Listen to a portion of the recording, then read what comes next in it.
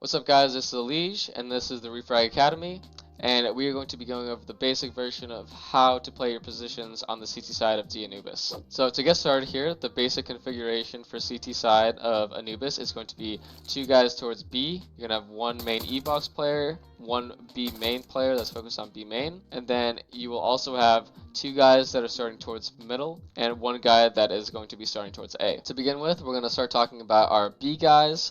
So in general, you have 2 guys that are here because there's 2 choke points, and you have a lot of utility that you can be using to stuff them. Talking about the B main guy, first of all, so the main thing that you want to do as the B main player is just getting information to see what the T's are doing. So a lot of times you're going to be seeing kind of what we talked about in the video for the T side default part of this is they're going to be mollying, they're going to be flashing over, potentially they might be nading, and you do not want to die to these peaks. These are very powerful peaks from the T, and you can either put your opper here, or you can be opping and you can hold either any of these angles here. You can be trying to go for any like cheeky kills here towards this part of the bomb site, so you can try to kill this guy and then smoke out the molly. These are types of things that you can be doing. Or you can just completely call their bluff and just play kind of safe towards the site, and just, you don't really always know exactly when they're going to be peeking because it's kind of hard to hear exactly what's going on, especially if they're throwing molly nade every single round or molly flash every single round. A lot of the times these 2 B players will kind of like play together. You'll definitely see the E-box player, you know, doing his thing playing here, and then the main B guy kind of playing towards this pillar. So if there are any T's that are doing these peeks, you're not giving them the chance to frag you. So your pretty much thought process is going to be, do I want to peek them? How am I gonna like be safely getting a kill and then hiding and surviving? Or how do I just not give them an entry because I don't think they're gonna be popping on me right afterwards? If you're feeling any pressure, then one thing that you could do is just smoking off B main. You can just smoke off this little brick here. If you're playing here and you ended up getting pressured from both sides, then you can just smoke here as well. And then after your smokes are out, then you're pretty much kind of playing together, or you're calling for a third rotate. And now moving on to the E-box player. So this guy, it's definitely kind of a hard position. This is one of the harder positions of the map. You have to be timing out your utility very well here.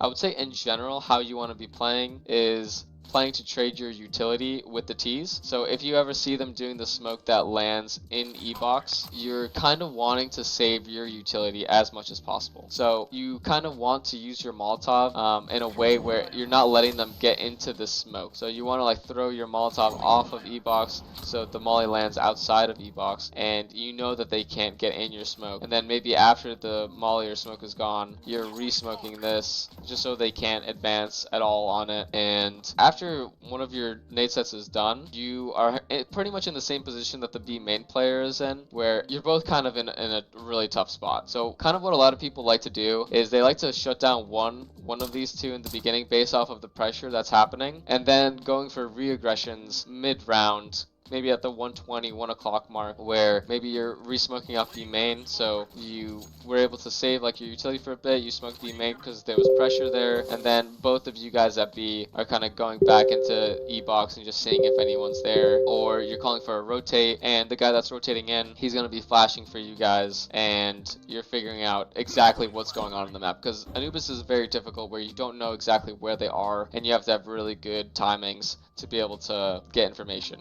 Moving on from the B players, the 2 mid players are pretty much going to be a rifler and your opper. So the opper, he doesn't necessarily play mid, but he's going to be, you know, taking his shots here. He's going to be figuring out, you know, do I have any opportunities on the mid side? And he's going to either be the one supporting or the one getting supported for at mid. You know, whether he's doing like a flash over mid for the rifler, or the rifler is doing this flash over for him. These 2 guys are kind of working together, kind of seeing what they want to do together. But the main rifler is always going to need another nade set. So usually it's the opper that's kind of dropping these nades. Usually we just drop like a smoke and molly in this position towards stairs, just because this spot at mid is more about trading utility and shutting down rushes and making sure that you're strong if anything did happen. So a lot of the times it's good to start off either with a molly or a smoke. It's good to mix up both. Mollying definitely gives you the most information where you know for sure that they're not through it, because with a smoke you're never completely sure if they're through or not, because they could walk through and you're going to be seeing teams smoke house on you.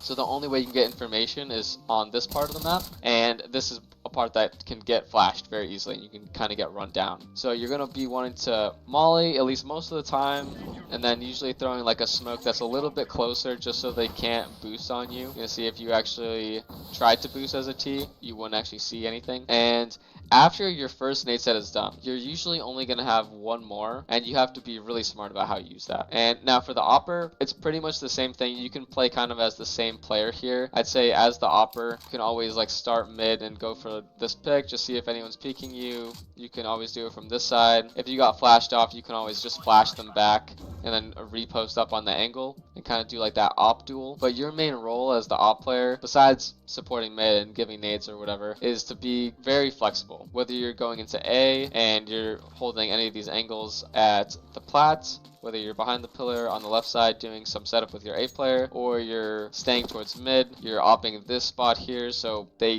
get punished if they peek this without a flash, or you're the third B guy, because you know the B player is kind of how we were talking before, they don't have a ton of options. So you're either going to come third B and you're going to post up on these really strong angles for you at B, whether you're playing here at the palace, here at emo pillar. You could even start the round on the right side here. You have so many different options as an opera on this map, and you kind of just have to, you know, feel out how the T's are playing it and adjust accordingly. Moving over to the A player. So a lot of the times as the A player, you're gonna want to make sure that you're playing in tandem with the mid guy if you guys are 1 and 1, and then you have 3 towards B. So you kind of want to be playing together, because if you're 1A, 1 mid, and 3B, you obviously can't hold A and mid just as one guy super spread apart, so you want to stay kind of close to him. So most of the time you're going to be wanting to throw this Molotov where you just come into the corner here, you find the stain, and you do a middle click jump throw. And what this Molotov kind of gives you is it gives you an indication if the T's are going to put out the Molotov and rush into A, because it's very hard to know exactly when they're going to be rushing, and if they have to put out this molly here, you get a very advanced warning. So you obviously don't always have to, nor should you always Molotov that. This is just one of your options, so you can do that. One of your second options is to just be listening for any rushes, and then you can come towards the slant wall. As soon as they start executing, you either molly this, or as soon as you hear anything, you can just smoke it off and then just like play close to the smoke.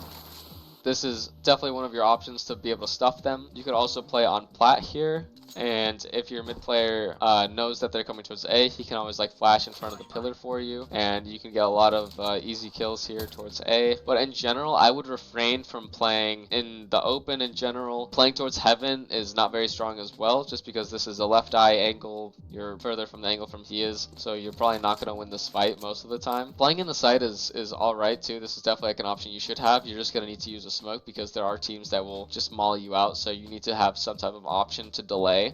These types of spots you don't really want to be playing, because this is where your mid player is going to be rotating into. So in general, you can play any of these different ways. You can play in a main at this corner here. This is super strong, even better with a second player. But in general, that's pretty much how you want to play towards A. Hope you guys enjoyed the basic version of how to play your spots on CT side Anubis. Definitely a lot of options that you have here, and make sure that you check out the advanced version, learn more options about your micros and all the different things that you can do on the CT side. Thanks for watching.